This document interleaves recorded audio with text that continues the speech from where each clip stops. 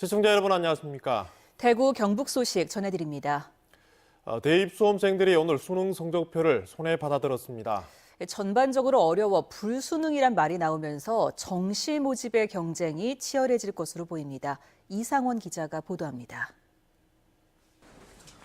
수능 성적표를 받은 고3 교실에 기쁨과 슬픔이 엇갈립니다.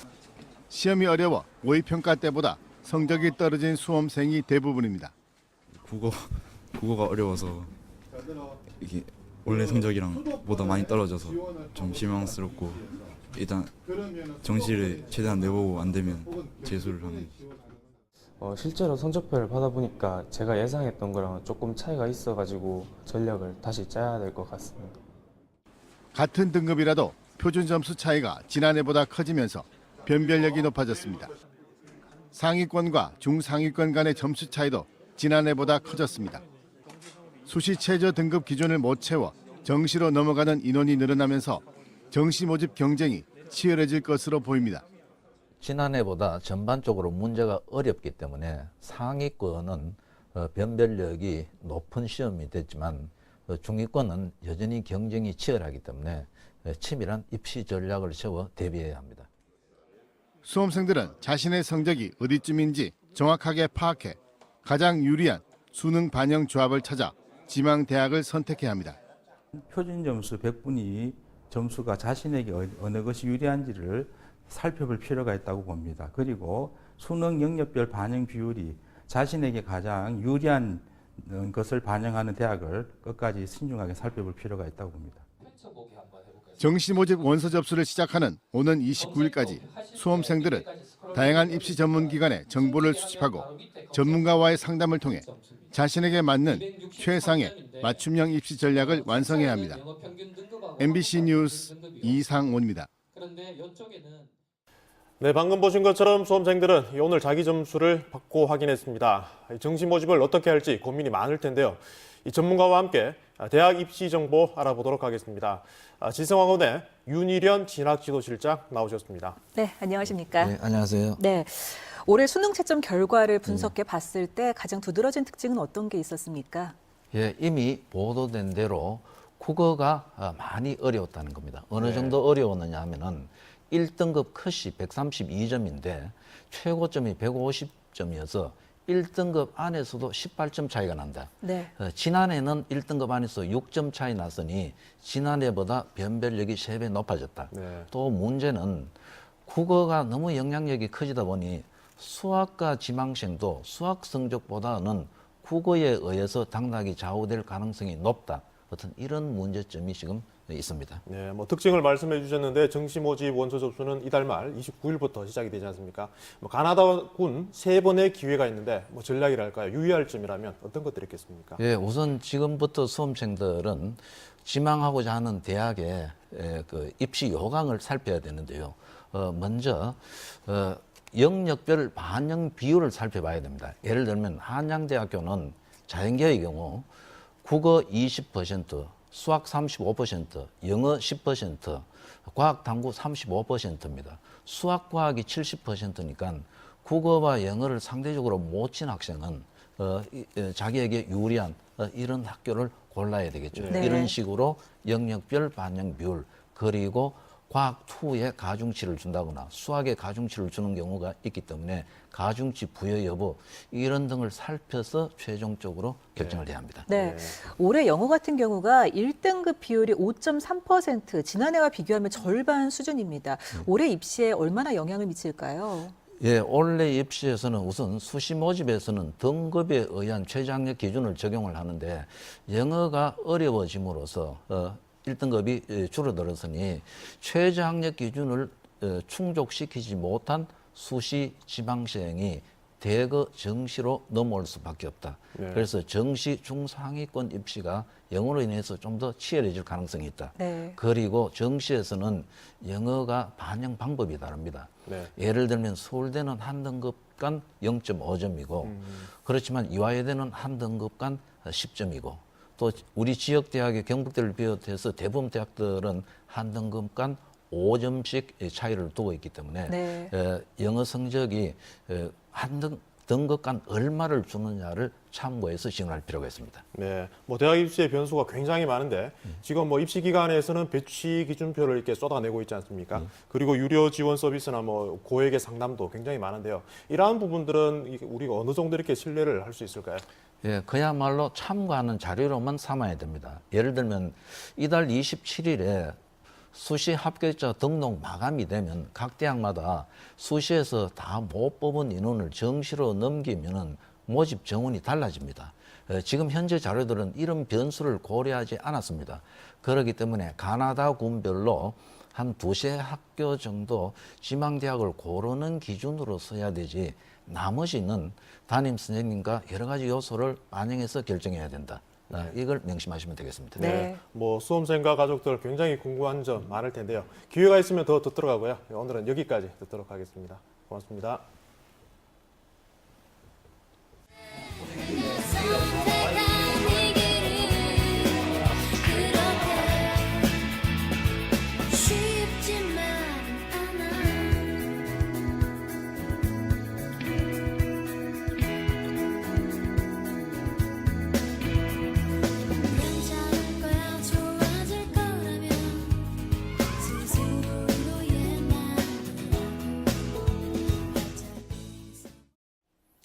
네, 6.13 지방선거를 한 지 불과 5달이 지났는데 다시 선거 이야기가 나오고 있습니다.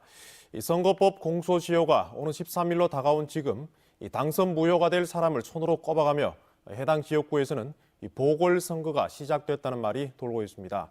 지역 정치권의 부끄러운 얼굴입니다. 보도에 윤태호 기자입니다. 6.13 지방선거에서 대구 동구을 선거구에서 당선된 김병태, 서호영 대구시의원, 역시 동구을 선거구에서 당선된 김태겸, 이주용, 황종옥 동구의원, 불법 여론조사를 한 혐의로 구속 기소된 자유한국당 이재만 전 최고위원이 당협위원장으로 있던 지역구 출신입니다. 이들 모두 대구시장 선거에 출마한 이 전 최고위원을 돕기 위해 불법 여론조사에 관여한 혐의로 기소됐습니다. 불법을 저지른 사람들이 또 후보가 돼서 당선이 돼서 우리 또 동구를 대표하는 또 선출직이 됐다는 데 대해서 우리 지역 여론이 굉장히 안 좋습니다. 자유한국당 내에서도 떨어진 사람들은 또 기소안된 분들이 있거든요. 또 그런 분들이 더 관심을 가진다는 이야기도 들었어요. 지방선거에서 불법 선거운동을 한 혐의로 검찰 조사를 받고 있거나 기소된 당선자들 지역구가 술렁이고 있습니다. 벌금 100만 원 이상이 확정되면 보궐선거를 해야 하기 때문입니다. 검찰 조사를 받는 대구와 경북 교육감도 예외가 아닙니다. 눈독을 들이는 사람들이 보궐선거를 염두에 두고 물밑 작업을 하고 있다는 말이 나오고 있습니다. 정치자금법 위반 혐의로 1심에서 의원직 상실에 해당하는 징역형을 선고받은 자유한국당 이완영 의원의 지역구도 마찬가지입니다. 선거 때마다 되풀이되는 지역 정치권의 부끄러운 민낯입니다. 원인을 제공한 후보자의 경우에는 보궐선거 비용에 이건 법적인 문제에 대한 논의가 좀 필요합니다. 최소한 일부라도 부담하게 하는 그런 이제 제도적인 방안들의 논의가 돼 있고요. 실제로 국민청원이 올라가 있습니다. 선거법 위반으로 기소된 당선자들은 검찰이 얼마나 구형할지가 관건입니다. 이완영 의원은 조만간 나올 항소심 재판 결과에 따라 의원직 상실 여부가 판가름납니다. MBC 뉴스 윤태호입니다. 대구 북구의회 신경희 부의장에 이어 더불어민주당 김용덕 북구의원도 선거법 위반 혐의로 기소됐습니다. 대구지검 공안부는 김용덕 구의원이 지난해 9월부터 올해 3월까지 자신이 운영하는 식당에서 경로당 회원 수백 명에게 168만 원 상당의 음식물을 제공한 혐의로 불구속 기소했습니다. 이보다 앞서 북구의회 자유한국당 신경희 부의장은 자유한국당 이재만 전 최고위원의 불법 여론조사에 관여한 혐의로 기소됐습니다. 프로축구 대구 FC가 창단 이후 처음 FA컵 결승에 진출해 이 시각 현재 울산에서 결승 1차전을 하고 있습니다. 지금은 후반전을 할 시간인데요. 현장에 나가 있는 석원 기자 연결해 자세한 소식 알아보겠습니다. 석 기자. 네, 울산 문수 축구장입니다. 네, 1차전인데요. 대구 FC의 우승 기대해도 되겠습니까? 네, 2018 KB 하나은행 FA컵 결승 2차전은 조금 전인 저녁 7시 반부터 시작됐습니다. 지금은 후반전이 막 시작된 상황이고요. 경기는 전반 동안 양팀의 3색전이 이어진 끝에 아직 0대0 팽팽하게 이어지고 있습니다. 오늘 대구는 국가대표 조현우와 리그 도망 최승야, 후반기 공격을 이끈 에드가와 정승원, 김대원 등 베스트 전력을 모두 가동했습니다. 상대팀 울산도 리그 베스트 11에 이름을 올린 리차드와 주니오, 또 베테랑 공격수 황일수가 선발 출전해 2년 연속 우승에 대한 의지를 보였는데요. 경기 초반 분위기는 비교적 여유 있는 모습의 울산에게 대구가 다소 밀리는 모습이었습니다. 울산의 패스플레이에 수비라인이 무너지며 공격을 자주 허용했고 세트피스도 여러 차례 내줬지만 전반 중반부터는 대구도 안정감을 찾고 몇 차례 위협적인 공격 상황을 만들고 활발한 역도 선보였는데요. 결국 두 팀은 전반을 득점 없이 마무리하고 현재 후반전에 돌입했습니다. 오늘 1차전을 치른 두 팀은 오는 토요일 대구에서 결승 2차전을 치릅니다. 이 경기는 대구 스타디움에서 펼쳐지는 대구FC의 고별 경기란 점에서도 의미를 더하고 있는데요. 과연 대구FC가 창단 이후 첫 우승이라는 결과로 FA컵을 마무리할지 관심이 모아지고 있습니다. 지금까지 울산 문수체육구장에서 MBC 뉴스 서건입니다. 오늘 새벽 포항에서는 시장과 병원에서 화재가 잇따랐습니다. 빠른 신고와 초동 대처로 인명피해는 없었지만 자칫 대형 참사로 이어질 뻔했습니다. 박상환 기자가 보도합니다. 스티로폼 포장 박스 등은 까맣게 그을렸고 녹아내린 전선들은 여기저기 복잡하게 얽혀 있습니다. 오늘 오전 1시 10분쯤 포항 죽도시장 한 식당에서 불이 나 출동한 소방대에 의해 30분 만에 꺼졌습니다. 인명피해는 없었지만 점포 2곳 78제곱미터와 인근 노점 등이 타 소방서 추산 1,000만 원의 재산 피해가 났습니다. 불이 난 점포 인근 식당 상인이 냄새와 연기를 확인하고 곧바로 119에 신고해 큰 피해를 막았습니다. 연기가 많으니까 접근을 못하니까 확인을 못했고 저희가 지금 갔는데 상가가 2개에서 탔잖아요. 그래서 지금 감식을 통해가지고 어디서 불이 시작됐는지 다시 한번 감식할 예정입니다.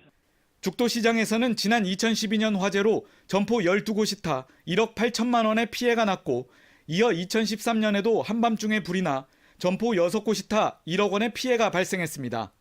상인들은 잊을만 하면 화재가 난다며 놀란 가슴을 쓸어내렸습니다. 병원 천장과 벽이 까맣게 그을렸습니다. 오늘 새벽 4시 40분쯤 포항 상도동에 있는 한 재활병원에서 불이 나 입원 환자 46명 모두가 대피하는 소동이 발생했습니다. 인명피해는 없었고 1,500여만 원의 재산 피해가 난 뒤 20분 만에 진화됐습니다. 화재경보 설비가 제대로 작동했고 숙직 간호사의 빠른 초동 대처로 큰 피해를 막았습니다. 화재가 발생된 것 직감하고 안전관리와 같이 소화기로 실내기 부분에 화재를 진압하면서 다행히 대형 피해로 번지지 않고 조기에 마무리될 수 있었습니다. 소방서는 건물 3층에 설치된 온풍기실에서 화재가 난 것으로 보고 정확한 화재 원인을 조사하고 있습니다. 각종 대형 참사로 이어질 수 있는 겨울철 다중이용시설의 화재가 잇따르면서 안전관리에 각별한 주의가 요구되고 있습니다. MBC 뉴스 박상환입니다. 오늘 오전 1시 50분쯤 대구 북구의 한 건물 3층에 있는 목욕탕에서 불이 났습니다. 이 불로 목욕탕과 같은 건물 4층에 있는 PC방에 있던 손님 등 29명이 건물 밖으로 대피했고 목욕탕 내부가 불타 480만 원의 재산 피해가 났습니다. 소방당국과 경찰은 목욕탕의 배전반 주변에서 불이 시작된 것으로 보고 정확한 화재 원인을 조사하고 있습니다. 이낙연 국무총리는 오늘 구미 금호 테크노밸리에서 지역 경제인들을 만나 지역 경제 발전을 위한 의견들을 면밀히 검토해 국정에 반영하겠다고 밝혔습니다. 지역 경제인들은 이 총리에게 구미 경제의 재도약을 위한 신산업 육성과 핵심 인재 양성 등 정부 차원의 지원 대책을 마련해 줄 것을 요청했습니다.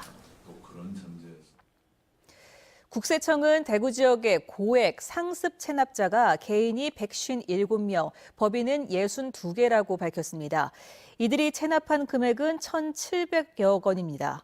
경북 지역 고액 상습 체납자는 개인이 192명, 법인은 64개로 체납 금액은 1,500여 원입니다. 대구 228 민주운동을 소재로 한 뮤지컬 들불 제작 발표회가 오늘 대구 메트로 아트센터에서 열렸습니다. 들불은 지난 1960년 2월 28일 이승만 정부와 자유당 독재에 항거한 우리나라 최초의 민주운동이라는 역사에 극적인 흥미를 더한 창작 뮤지컬입니다.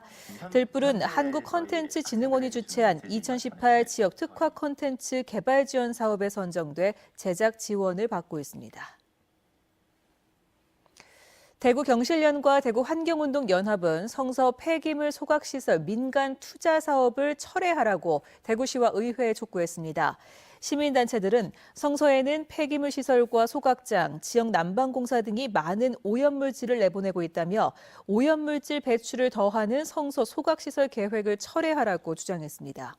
이들 단체는 대구시가 편성한 관련 예산 1억 8천만 원을 전액 삭감하라고 대구시 의회에 요구했습니다. 민주노총 공공운수노조 KT 상용직 대구경북 지회원 100여 명은 오늘 오전 KT 북대구 지점 로비에서 2시간 동안 점거 농성을 했습니다. 인터넷과 전화 케이블 공사를 담당하는 이들은 이번 KT 아현 전화국 화재 사건에서 보듯 굳은 일을 하면서도 제대로 된 임금을 받지 못하고 있다며 체불 임금 해결과 노조 활동 보장을 요구했습니다. 대구 도시철도공사 외부전문가안전위원회는 지난 10월에 발생한 대구 도시철도 3호선 운행 중단 사고 원인과 대책을 오는 21일에 발표할 예정입니다. 안전위원회는 부실 설계와 시공 등을 사고 원인으로 보고 막바지 조사를 하고 있습니다. 안전위는 8개 시공사에 대해 이번 사고와 관련한 보상 대책을, 대구시와 도시철도공사는 도시철도 안전과 사고 재발 방지책을 마련하라고 요구했습니다. 구미시의회가 시민의 반발을 산 구미시장 관사 예산을 삭감했습니다. 구미시의회 기획행정위원회는 내년도 구미시장 관사 보증금으로 편성한 예산 3억 5천만 원을 삭감했습니다.